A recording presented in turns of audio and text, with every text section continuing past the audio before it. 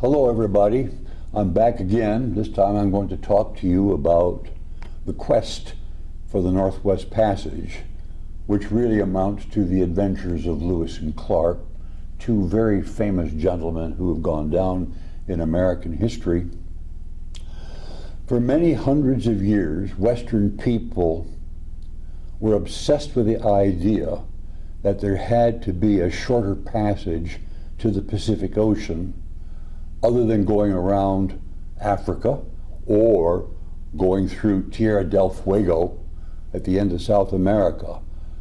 Either those trips were very, very long, several years, or incredibly dangerous. And why would they want to do that? To get to the islands of the Pacific where all the spices were. And I talked to you about that several talks ago. And it wasn't until 1906 that the Norwegian explorer Amundsen finally figured out a way, and actually did it, to move from the Atlantic Ocean into the Pacific Ocean, going through a so-called Northwest Passage. But it was a terrible journey, and it took a terrible toll because of the ice, and so it never was a practical way, and yet it was always a dream, even of the President of the United States, Thomas Jefferson, who dreamed that there might be a Northwest Passage. So where do we start today? I'd like to start with the idea that during the 19th century and all the centuries before, there was one critical fact of life, and that was that nothing, and I mean nothing, moved faster than a horse. And this had been true for thousands of years. Everybody's lives were organized on that basis. Roads as such were just non-existent. For example, it would take a stagecoach in colonial America 3 days to carry 4 or 5 passengers from Boston to New York. And that road was the best road in the country. It would take Thomas Jefferson, at the time of his inauguration, he was 60 years old, it would take him 10 days to go from Charlottesville, Virginia, where his home was, to Washington, D.C. These are incredible ideas. Today we drive it in a couple of hours. We can't imagine a society where those kinds of problems would be in effect. The Appalachian Mountains were an arduous, dangerous, and bordered on the impossible to moving from the East Coast into the center part of the country. Getting anywhere in the Ohio country, for example, or in the Kentucky country was not only dangerous, but just physically very, very difficult. And so, if you were to be with those people, like in Marietta, the very first group of people who made such a journey, or if you were in the Kentucky country, you would have a profound sense of isolation and a continual feeling of menace. You were so far away from what you knew, so far away from so-called home, the eastern colonies, later to be the original 13 colonies. And there you'd be in Ohio, along a river, or in Kentucky along the same river that we know as the Ohio River, and you'd grow your wheat, and you'd grow your tobacco, and you'd make your whiskey, and you'd make gunpowder. But to take that back east was just about impossible to do. And so more and more the thinking of the few people who lived in the Ohio Territory and the Kentucky Territory tended to feel they really weren't a part of the so-called United States. For them to go to market, it was much easier to float on a raft down the Ohio River and down the Mississippi even to New Orleans than it was to climb back over those mountains with their goods and their produce. They were really isolated, and this worried people like George Washington, our first president, and it certainly worried Thomas Jefferson, our third president.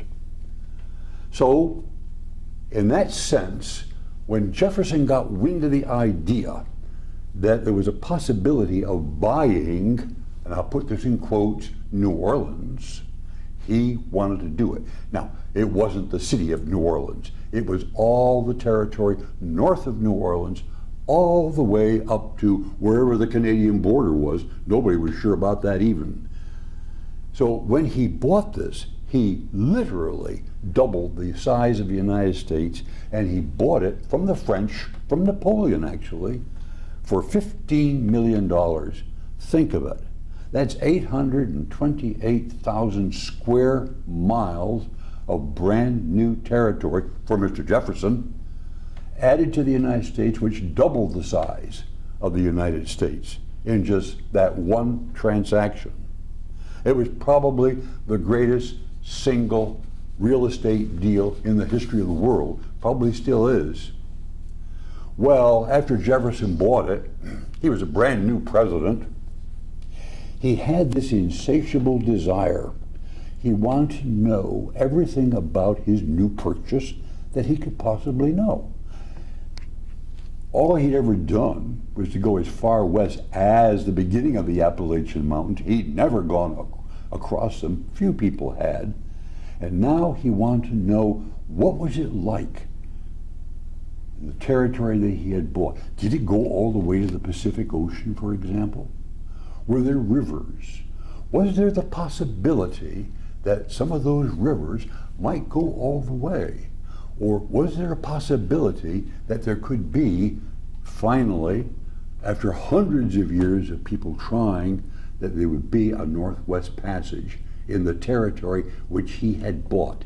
And he thought to himself, if that were true, I've got myself a gold mine, because everybody wants to go to the Pacific Islands to get their spices, and this would be the so-called mythical Northwest Passage. Well, so he wanted to see what he'd bought, but he couldn't go himself. First of all, he was the president. Secondly, he was 60 years old. This was a young man's game to make this kind of a trip. So who could he trust to do such a trip? Well, Jefferson had known a young man whose name was Meriwether Lewis. He was born in 1774, and he was about a 22, 23-year-old man at the time that they knew each other. Jefferson really liked him. When Jefferson became president, he took Meriwether Lewis to Washington with him and made him his private secretary.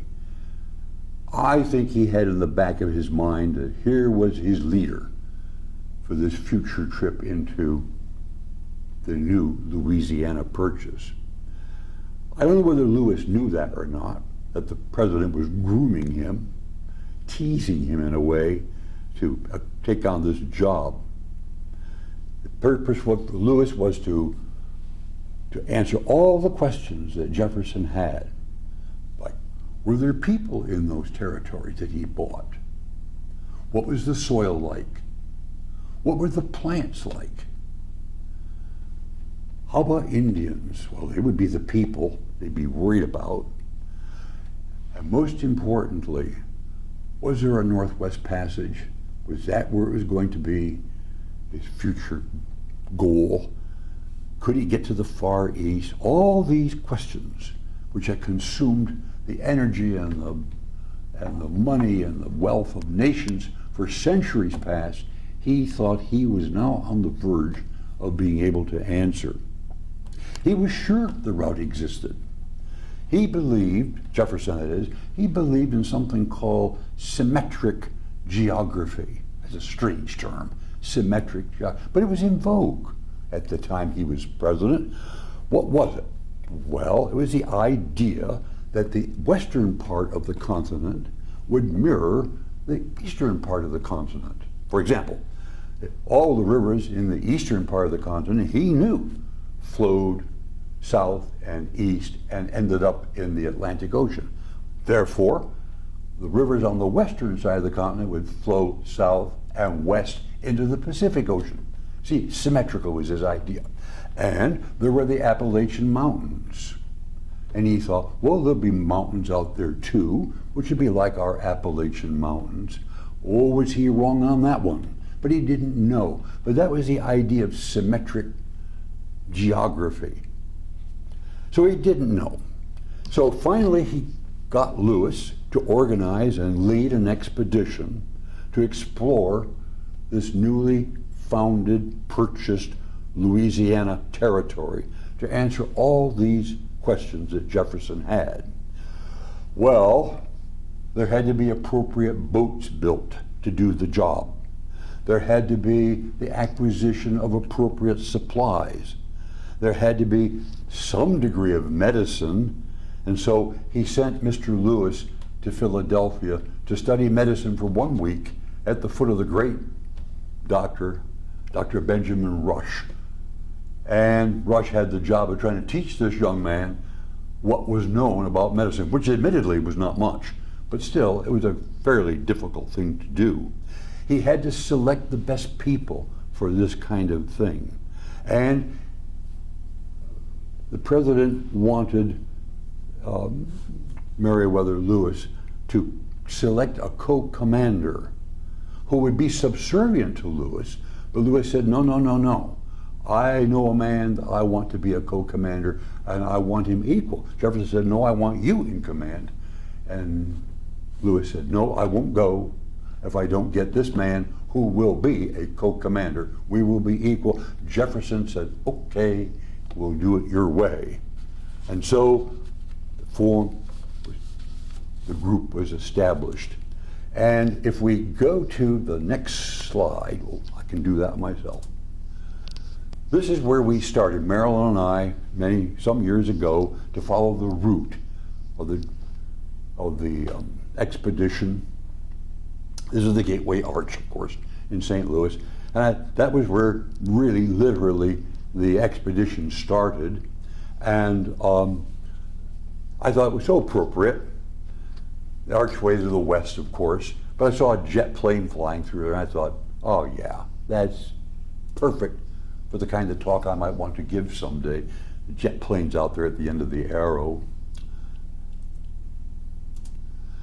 So what was the Louisiana Purchase? I've already talked a little bit about it, but this shows you in green what the Louisiana Purchase amounted to. And if you look to the right, you see what the original 13 colonies look like, plus a few other places that weren't states yet, like Ohio, like Indiana, in Illinois, and Kentucky, and Tennessee, but they soon would be states. You can see the enormity of the purchase for $15 million. It goes down, it looks like it goes right into New Orleans, doesn't it, at the bottom of the picture. Actually, New Orleans was not in the deal. Napoleon decided that was a moneymaker for him. He'd keep New Orleans. The USA could have the rest of it. Spain disagreed. Spain said it all belonged to them. And so began an interminable amount of negotiations between Spain, the United States, France, as to who owned all that property up there in green. Well, of course, the United States had given $15 million for it, so they had the idea that it was theirs. Spain didn't think so, they thought they owned it. And so this had to be negotiated, and the results of the negotiation really pushed the whole idea of a expedition later and later. So they didn't get going till nearly the end of May. But in the meantime, Meriwether Lewis went to Pittsburgh. He supervised the building of boats necessary, and his co-commander, William Clark. I should show you who those people look like here in the next slide. Next slide. Oh, sorry. keep forgetting I've got control of the keyboard here. There are the two gentlemen involved, Meriwether Lewis, the youngest, the younger of the two, and William Clark on the right. William Clark had a plantation. He was a slave owner. Meriwether Lewis was not a slave owner. Both of them, however, came from Virginia. This was the duo that would lead the expedition which became so famous. Right.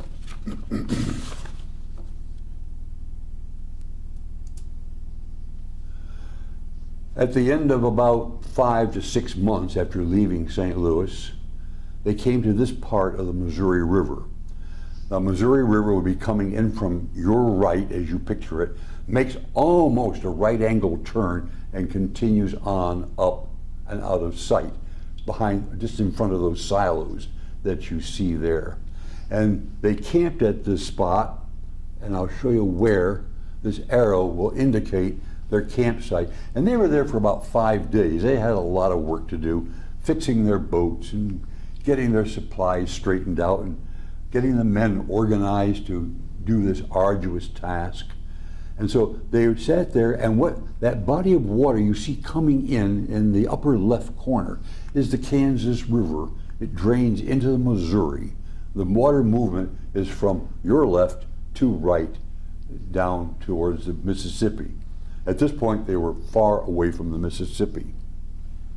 When they left this area, they would go by going opposite in the direction of the arrow to the right. It disappears behind that landmass you see there. I took a picture of a statue in Kansas City, Missouri, in a park to the explorers. And here you see, I took it from the back, which is, I had a purpose in taking it from the back. I wanted the picture of the dog. And you take it from the front, all I could see was the rear end of the dog, and I really wanted to feature the dog in this picture. But the people involved are from left to right: William Clark, the man standing holding what looks like a telescope in his hand, Meriwether Lewis, that is, and behind him, standing holding a rifle and looking off in the distance, is a black slave. He was one of William Clark's slaves that took all the way back on this adventure. His name was York. And then, of course, the famous dog, whose name was Seaman, I think that's correct, S-E-A-M-A-N, and he was invaluable to the expedition. After we left that area, we went up the river, and we made a stop at a place called Fort Atkinson State Historic Park. And we stopped there to see the fort. Actually, there was very little of the fort to see. It was the first fort, actually west of the Missouri River, 1819 it was built. In fact, Clark came there and built it for the Army. That was long after the expedition. So here we see Marilyn here, my bride, looking at these yellow flowers. And they are very interesting yellow flowers. It turns out that this particular species of plant almost always exists all over the prairies as either purple flowers or pink flowers. This is the only place where these yellow ones are found. And so it got the name Echinacea paradoxa. It was a paradox in the mind of the biologist who named it. That's the genus and the species. And that was at this Fort Atkinson State Historic Park. At that same stop, we saw an actual, not model, but the real reconstruction, full-size replica of the expedition's so-called keel boat. Now, the keel boat was a very common boat in America. It had a flat bottom, a shallow keel. It was built to carry tons of materials. It was extremely difficult to pole, extremely difficult to pull or to tow, and a difficult boat to manage, but you could also sail it. It had a mast, you can see it up there, a mast which could be raised, and a cabin on the back which could be used by the commanders, although they seldom use it. Anyway, here's a real replica of a full-size replica of the expedition's keelboat, 55 feet long, 8 feet wide, 22 oars, and a mast. You can imagine what the difficulty was in moving this thing up the Missouri River, way up into what today is North Dakota. But it carried tons and tons of supplies, for them, not only for the men, but also materials to give the Indians, because Mr. Jefferson wanted it to be perfectly clear that he was the great white father, and that he, although not there because he was busy running the country, he had gifts for his children. He referred to them as his children. And these were all kinds of baubles. Oh, they're pieces of cloth, bolts of cloth, and beads, and face paints of some sort. All of these kinds of things, which I'll outline in more detail a little bit later. And all of this was stashed on this boat, plus the supplies. And I might also add, plus 150 gallons of whiskey was carried on this boat. And everybody knew it. That is, the entire expedition. Every man knew it, and it was forbidden that anybody should touch it, except the commanders, who would dole it out occasionally in small amounts to the men when they thought it was necessary to do so. The possession of whiskey on this boat within about this time, this location in their trip, became very serious because the night guard broke open one of the casks, took out the plug, and had himself a feast on the whiskey, became drunk, next day was court-martialed, got 100 lashes for his misdeed, and they repaired the barrel and continued on. As they continued, about August, roughly in early August, this man, Charles Floyd, became ill. He was a valuable person. Everybody in this expedition was in the Army, so they were subject to Army discipline. And Sergeant Floyd was one of the key men to maintain that discipline and to make sure that the privates did the work that they were supposed to do in a timely and efficient way. He was extremely popular amongst the soldiers, and the illness became so serious that they had to stop, and the men were digging a bathtub, in a sense, if you can think of it that way, a hole in the sand of the beach of the river to put him in while they were heating up water that they could make him a comfortable, soft, warm bed. However, he died, and William Clark wrote that this man, these are his actual words, at all times gave us proofs of his firmness and determined, get the spelling, resolution to do, get the spelling, service to his country and honor to himself. Signed, William Clark. He died of peritonitis, we think. They didn't know what he died of. They all called it, well, he died of bilious colic. If he'd been in Philadelphia with his ruptured appendix, that's probably what it was. He would have died there too. So being out in the wilderness made no difference. So they buried him at the foot of a bluff, and they called it Floyd's Bluff. And they named the next river that they encountered Floyd's River. And my next picture shows you the present day memorial. It's been there about 100 years or more. On the bluff, overlooking the Missouri River, at the site of his grave. Actually, not his original grave. The citizens of the nearby town, Sioux City, Iowa, went and got his body, what was left anyway, this skeleton, put him here where it was safer, and built this monolithic monument over his grave. So we went there, and I think that I thought Marilyn was in the picture, but I guess I don't see her at the moment. Here's an interesting picture of William Clark's map-making skills at that very region.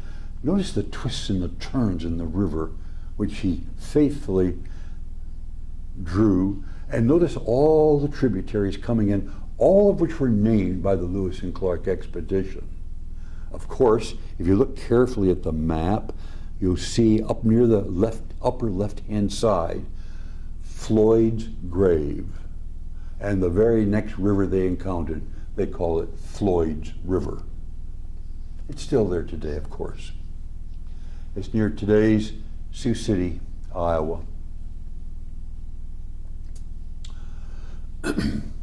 One day in South Dakota, we went to a Catholic mission that serves the children of the Sioux tribal Indians. And we had lunch there and met some of the children, the staff. And we were preparing to leave. And so we took this picture of the Missouri River right at that point in Chamberlain, South Dakota was the name of the town. And the reason I took it was, well, not just for the river, but the land beyond, way to the distance. I'd always been fascinated with the idea of the prairie, and I'd read books about the prairie and its incredible silence and its waving grass for hundreds of miles. And I couldn't imagine. So I was looking forward to seeing the real prairie. And that was my first view of it. But it's so far away, but that's the reason we have the picture and we see where we were in Chamberlain, South Dakota. As we left Chamberlain that day, we continued up and took just this little side trick to Tatanka Ayotaki's grave, Sitting Bull, born 1831, died 1890. He's buried right there. And this is Lakota Indian Sioux territory in present-day South Dakota. It was nice to see that. I'd always heard about Sitting Bull. I never really had much of an idea about what he'd done. I knew that he was very important in the Battle of the Little Bighorn, or where it was called, Little Horn River. And here's another view of the same thing. But I took it because of the vastness of the territory, the prairie, which I was more and more getting excited about on the trip, because I was convinced now I was going to really see this thing called prairie. As we continued north, following the Missouri River, just as they had done, we came to an area in the Dakotas, which was the junction of the Bad River, which was on the left side of this picture. Those people you see there are looking at it. And on the far right side is the Missouri River. And the reason this was an important site is that in the journals of Lewis and Clark, this was one of the most dangerous situations that they'd encountered. They had been worried from the very beginning of Indians, but they really hadn't seen very many, and most that they had seen seemed to be extremely poor and really didn't bother them, although they always kept their guard up. At this particular point, the Indians that confronted them were very numerous, very hostile, very warlike, and they were known as the Sioux Indians. And this was the worst time they had. They pulled their boat over to this side near the Mad River where these Indians were. They had a little cannon on board this boat. It was very tiny. You could stuff it full of shot, put a charge in and shoot. And they shot that off to try to impress the Indians, who remained very unimpressed. And then they tried to trade their goods that they had brought, their buttons and their beads and their mirrors and their pieces of cloth. The Indians threw them to the ground. They were not the least bit interested. Their only interest was for these guys to get out of here. This was their territory, and they were extremely hostile. They managed to get on board their keelboat, which was a big mistake. Lewis and Clark thought that they could take them there and they would enjoy seeing a modern keelboat from America, but they weren't interested in that, but they wouldn't leave. And it would wear on late into the night. They couldn't get these Indians off the boat. So everybody was extremely nervous. The Indians were considerably less than friendly. However, Lewis and Clark managed to make some degree of friendship with these Indians, and they allowed them to continue north on the Missouri River. It was a tense time. As we left that area and continued north, we took another detour, and we went to see this house. This is at Fort Abraham Lincoln in North Dakota. This was the home of the U.S. 7th Cavalry, commanded by none other than Lieutenant Colonel George Armstrong Custer, who led his men out of here in 1876 and, of course, never returned. We all know about that, the Battle of the Little Bighorn. Anyway, this was his home. This was the military station, and all that's left today are foundations. You can see some of the foundations at the side of the house here in the picture, and there's some work going on to reconstruct the fort, but all there is of the original is the commanding officer's home. So I thought that was a very interesting. Finally, the expedition reached its farthest northern extent, and it was very late. It was actually late November, and they came to the Mandan villages, M-A-N-D-A-N. These were Indians, fairly friendly Indians, and there were thousands of them on both sides of the river in their various earth lodges. I'll show you what they look like in a moment. And so the commanders of the expedition decided this was where they would spend their first winter. They had to get off the river. It was starting to freeze, and they knew that very shortly their boats would be trapped in the ice. So they came ashore, made friends with the Indians, gave them the various gifts of beads and glass and mirrors and cloth and face paints and things of that sort, and sort of won the hearts of most of these Indians, and they built a fort. You can see the fort here. This is the design of William Clark. He was kind of the engineer of the group, I think, and he had his designs for forts, and this is one that he used, and he used it twice. This is the first one, called Fort Mandan in North Dakota. You can go there today and see the reproduction of the fort. Every night, every man would get into the fort and close those doors and bolt them closed. They didn't trust the Indians. During the daytime, the gates were open, and the Indians, men, women, and children, just freely walked in and did anything they wanted to do, which really made Lewis and Clark both angry and anxious. They just didn't trust this Indian population. And yet there was friendship. Many of the men of the expedition would go out onto the plains with the Indians all through the winter, no matter what the weather, to hunt buffalo. And there were other things that brought them together, the squaws, and we don't really know much about possible sexual relations between these Indian women and these men, but there surely were some. I can simply say that, for the record, there was a great deal of gonorrhea in the expedition after this particular stop. There were also French-Canadian fur trappers in this site. So there was this mix of languages. The expedition speaking English, the fur traders speaking French, the Indians speaking whatever language the particular tribe happened to be at a particular time. So it was a chaos of mingling of peoples that was both interesting to Lewis and Clark, and a little bit unnerving to them. I would have to say that there was camaraderie between the men and the women, hunting buffalo out on the plains throughout the winter. And there was one more feature here, a lady, a woman, an Indian woman, whose name was Sacagawea.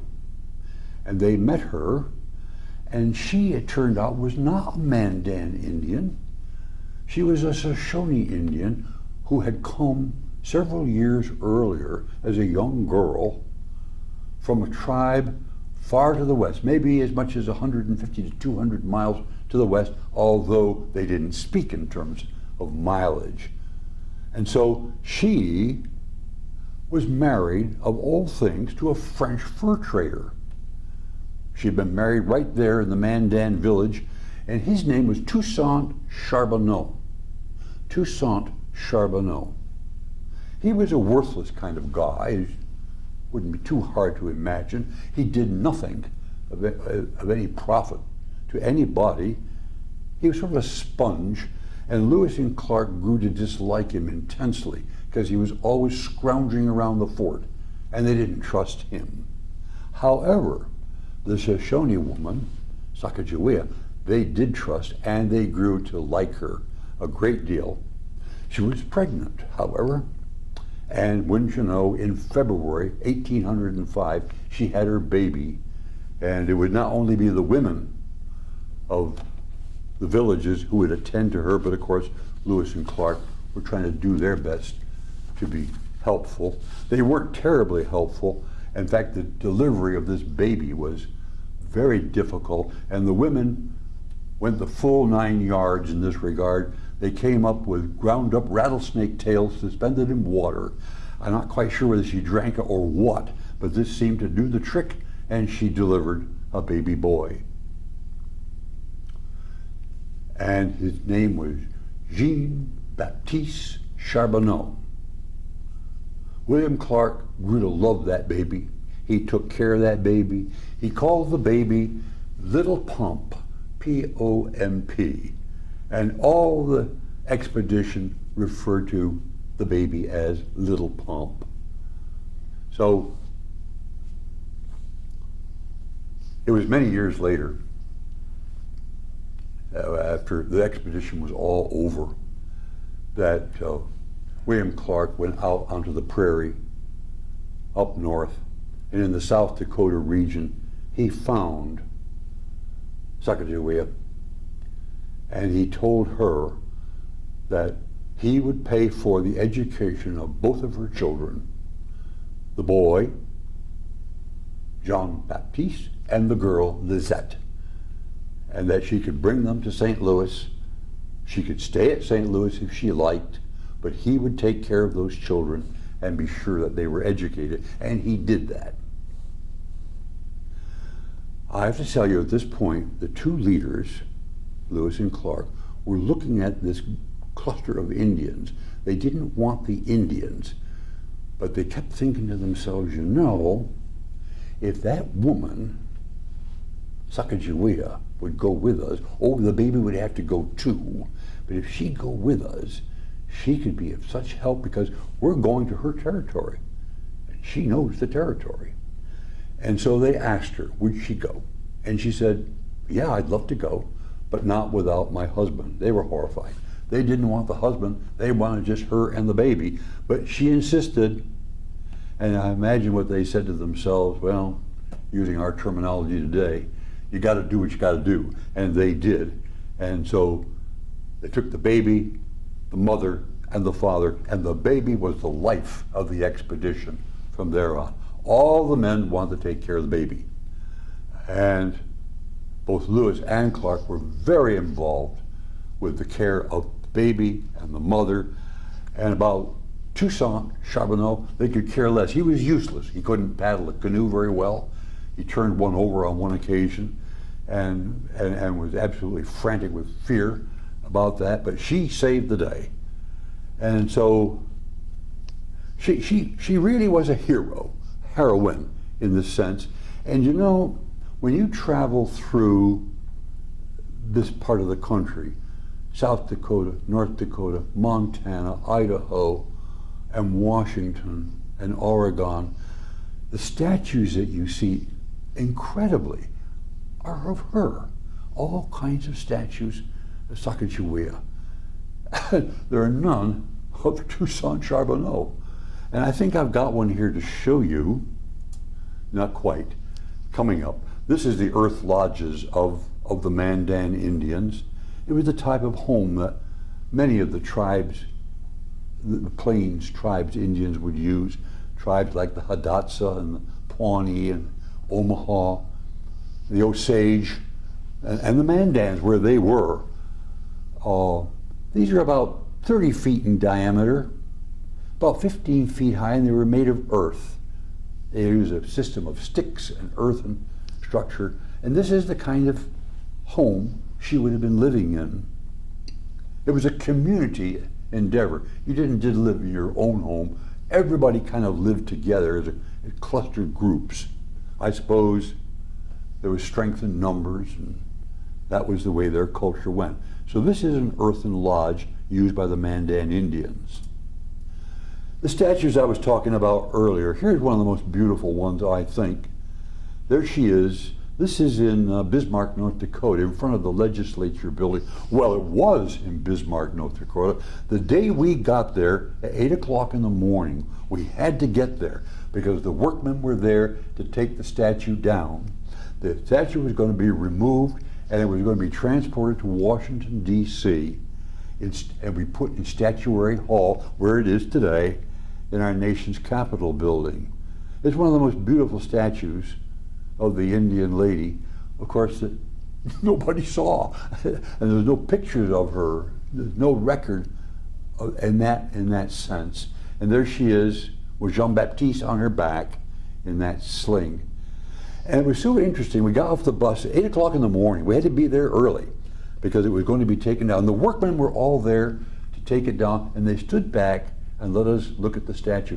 And it was interesting. I looked at them, and there was such pride on their faces in this particular statue. Sacagawea and Papoose.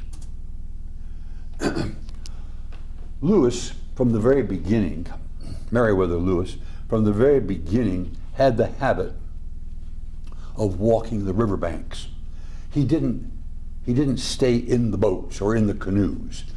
He was out ahead, checking for problems, all kinds of problems, big rocks, whole trees floating down the river, waterfalls. You never knew what was coming down the river.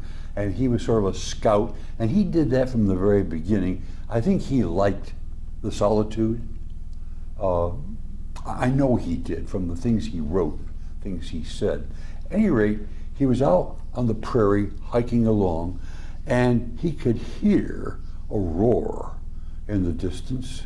He made a shortcut around one of the turns of the river. He could hear a roar, and as he looked ahead, he could see water vapor rising, seemingly right out of the prairie. And he couldn't imagine what it was. And so he went to the edge, and this was the precipice, and right up there on the top, he peeked over, and he saw this.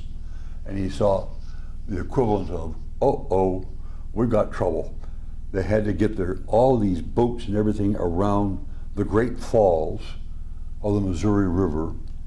Well, of course, today is the dam there and the hydroelectric, but you get some sense of it even so. The next picture also shows it from a different view. There you can see the hydroelectric dam, the water coming over, an extremely rocky, terrible area, and he knew that they were in for very serious trouble.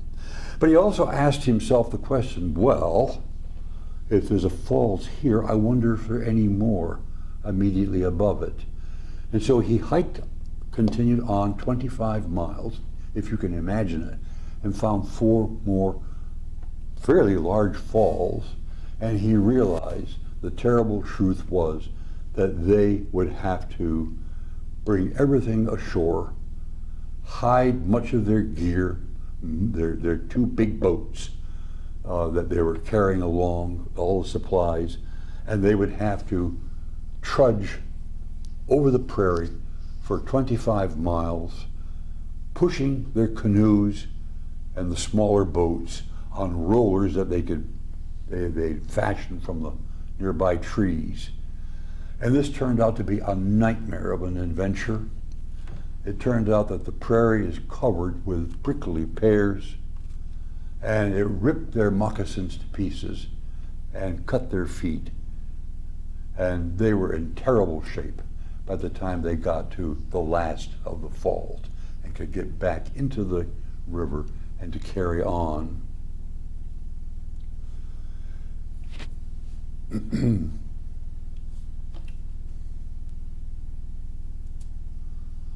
When you go into Great Falls, Montana, like everywhere else, there are statues to Lewis and Clark. Sometimes Sacagawea, not this one, but there they are. It's my picture. I'm sorry about the lighting, but the drama of the slide, I think, is still there.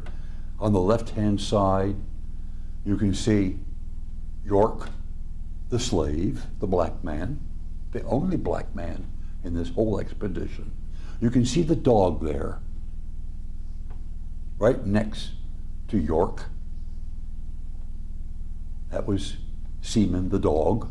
Then standing in the center with a hat on and his spear-like gadget in his hands is Meriwether Lewis, and he called that gadget his espatoon. It was his invention. And then to the right, William Clark.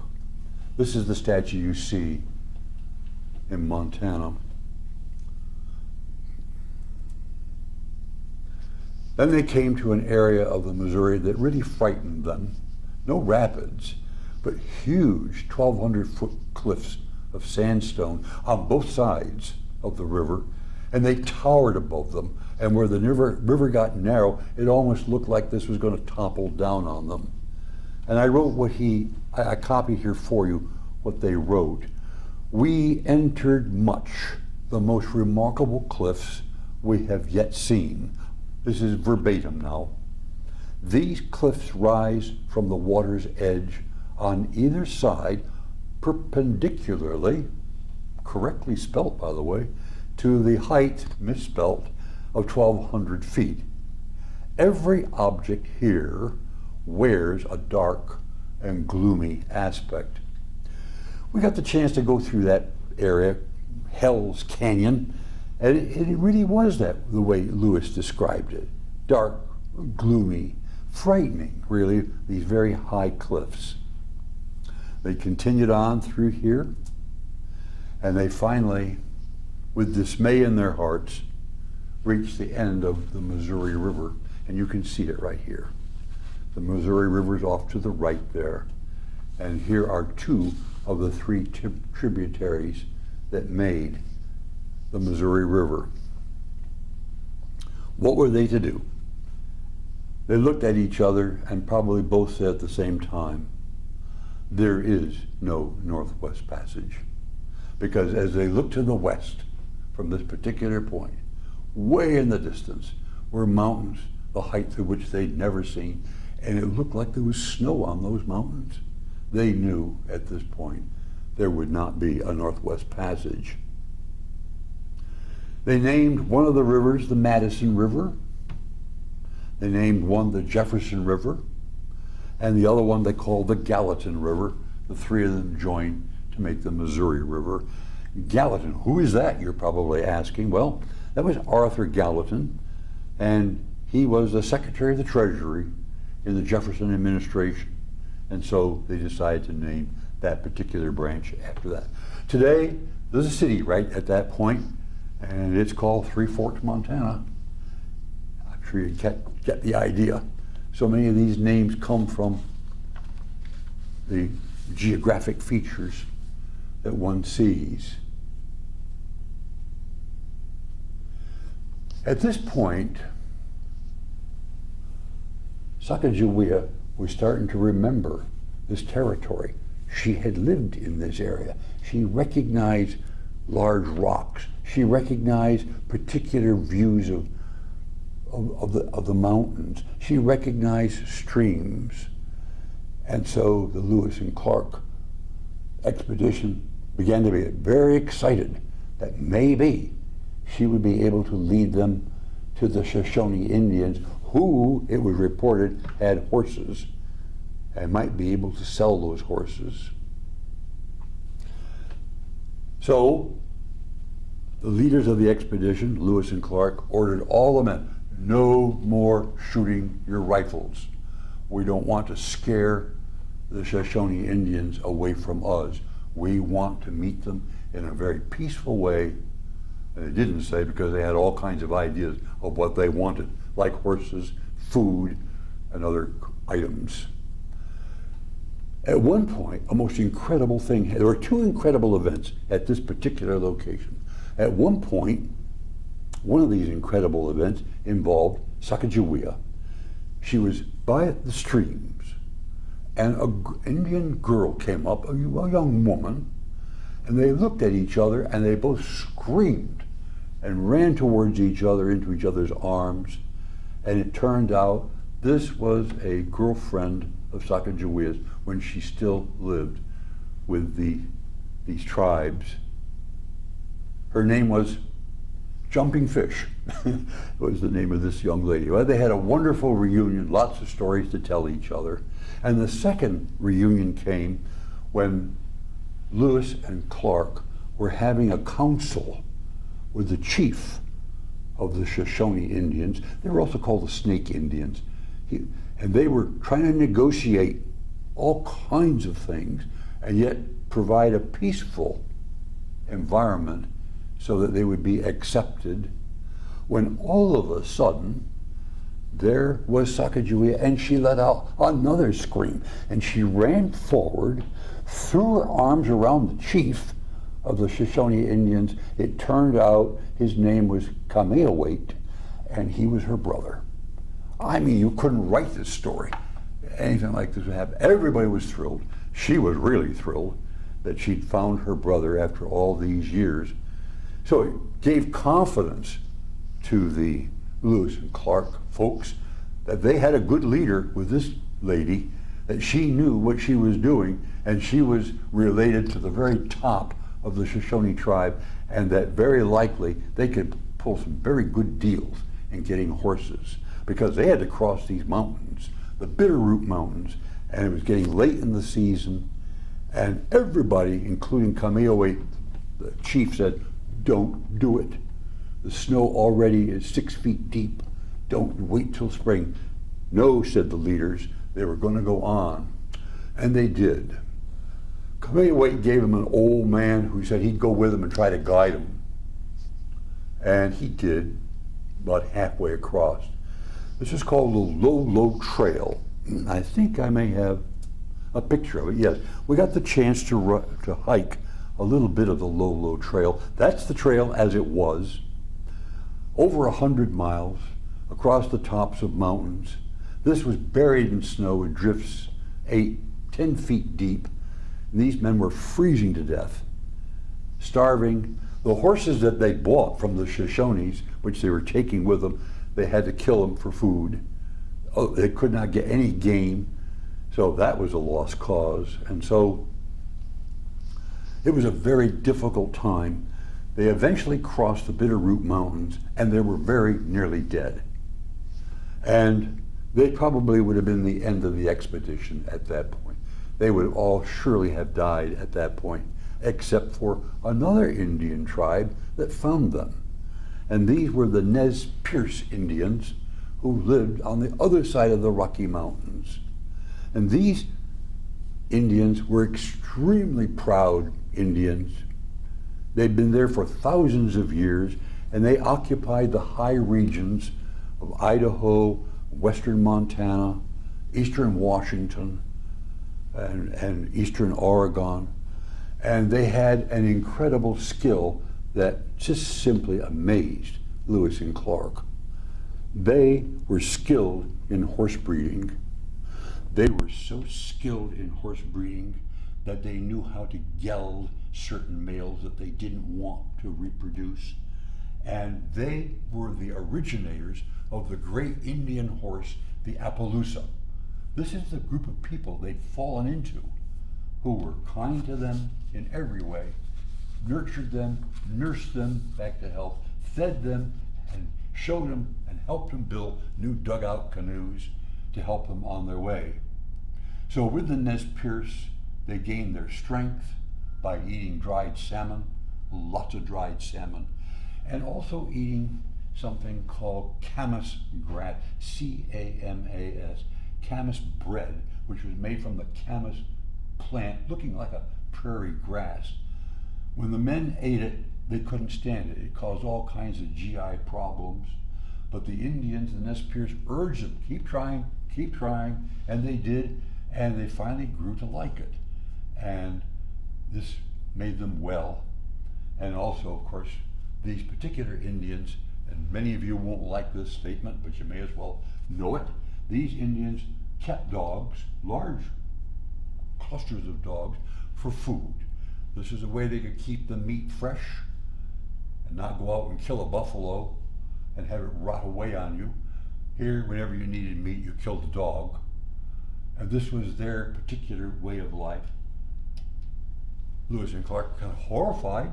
They had their own dog, Seaman, with them, and that made them a little bit nervous, but there was no problem in this regard.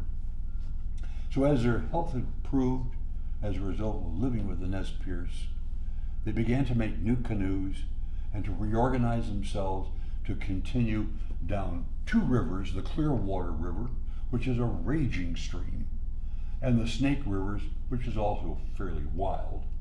And we followed those rivers, and here we are looking at today's Snake River. That's Idaho on the other side. That was Nez Perce territory in Lewis and Clark's day. And the Corps passed this point in October of 1805 on their way to the Columbia River. And this Snake River flows directly into the Columbia River. Well, here we are on a bus driving down the Columbia River. Of course, it's a much larger river today with the dams, but you can see some of the countryside of what they had to see when they did this. Thousands of Indians at different points lined the river because they wanted to see how white men would be destroyed in going through the terrible rapids of the Columbia River. But they didn't. They got through all right, and they made it all the way down to the mouth of the Columbia River. Now, in this map, I tried to show you where that is. They would have come in, how to point to this, Mike, on the right side up there, and towards the top of the map, they would have entered into the Columbia River estuary, which you can see is a huge body of water over the Pacific Ocean on the left. And they went along the north side under where it says Washington, and they ended up on the northwest side of the estuary for nearly a month, but they couldn't decide if that's where they wanted to have a campsite. So they felt it was a bad place to be, but they thought they should vote on it. It's amazing how many times they voted on things. And it included, as I said, I think earlier, the black man, and York was his name, and the Indian girl that was with them, Sacagawea. And they all voted to not stay there, but to backtrack to the mouth of the river and take the southern shore, which you see as the lower of those lines, down to what is called Fort Clatsop, which is where they built their fort, called it Fort Clatsop, and that's where they spent the winter of 1805, 1806. They also went out onto the ocean. Sacagawea really wanted to see the ocean. She was so afraid they wouldn't take her, but they did, and she was absolutely thrilled at the sight of the Pacific Ocean. And this is about where they did it, near Fort Clatsop. He wrote in his journal on November the 6th, 1805, ocean, get the spelling, in view, oh, the joy. We see this great Pacific Ocean, get the spelling, which we've been so long anxious to see. And they saw it. They immediately put several men here, more or less permanently, to take seawater and boil it down to get the salt. Here's a picture of the modern recreation of Fort Clatsop based upon the plans that the expedition had. They called it Fort Clatsop. That was the name of the Indian tribe in that region, so they made that designation. And they were in the fort, to live in the fort from December the 8th, 1805 to March 23, 1806. They'd actually planned to stay till near the end of April, but they became so weary of the Indians and the wetness and the cold and the flu and all other things, they decided to leave in late March.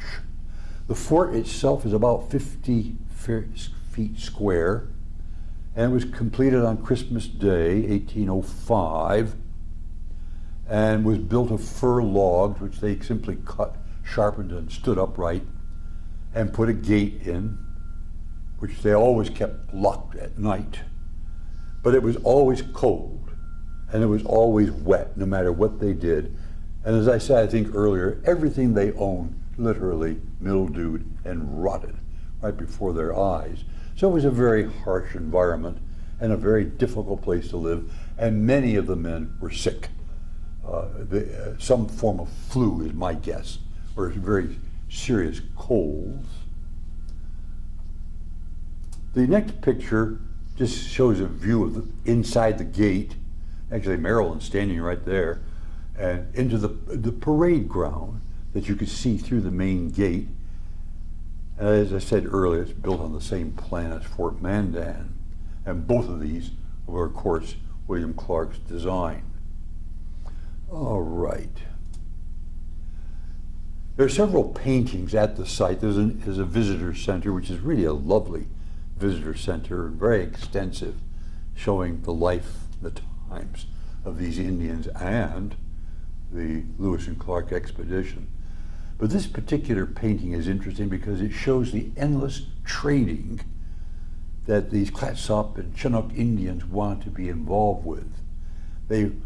All of them were very tense, nerve-wracking affairs for Lewis and Clark, and the men too. But the Indians insisted. They wanted to trade everything. And they had some very nice furs that Lewis and Clark would like to have. And so they traded all kinds of things. And one of the saddest stories in here, they took one of Sacagawea's most treasured garments, and I don't know what it wasn't described, but it was a treasured garment that she had kept specially all through the trip. And they traded her garment away for some seal skins. And this really, really hurt her. She felt very badly about that particular event. Life had become so difficult with the wet and the Indians' endless harassment.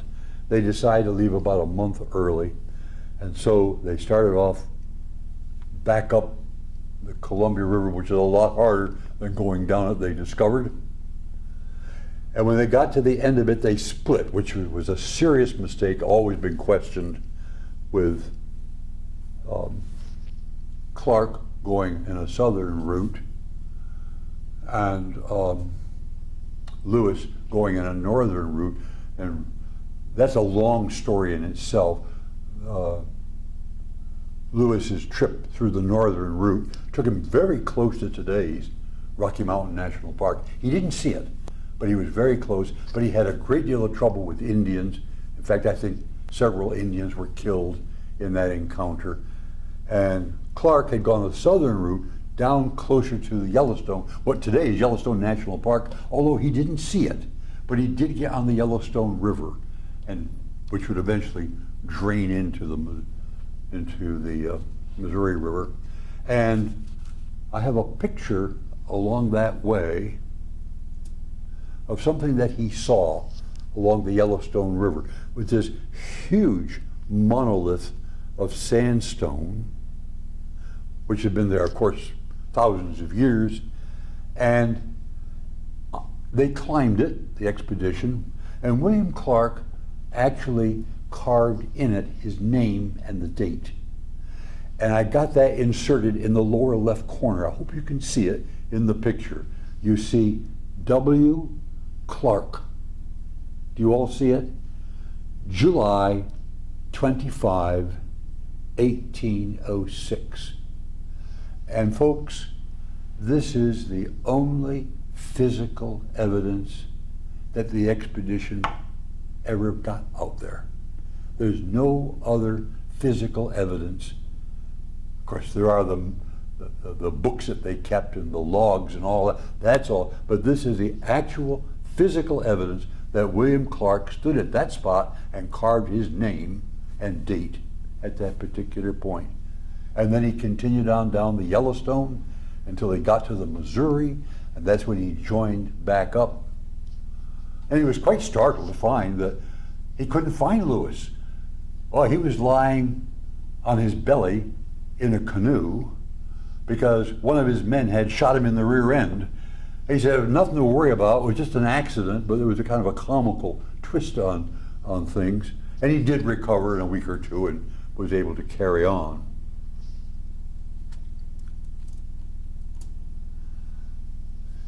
They returned to St. Louis September 22, 1806.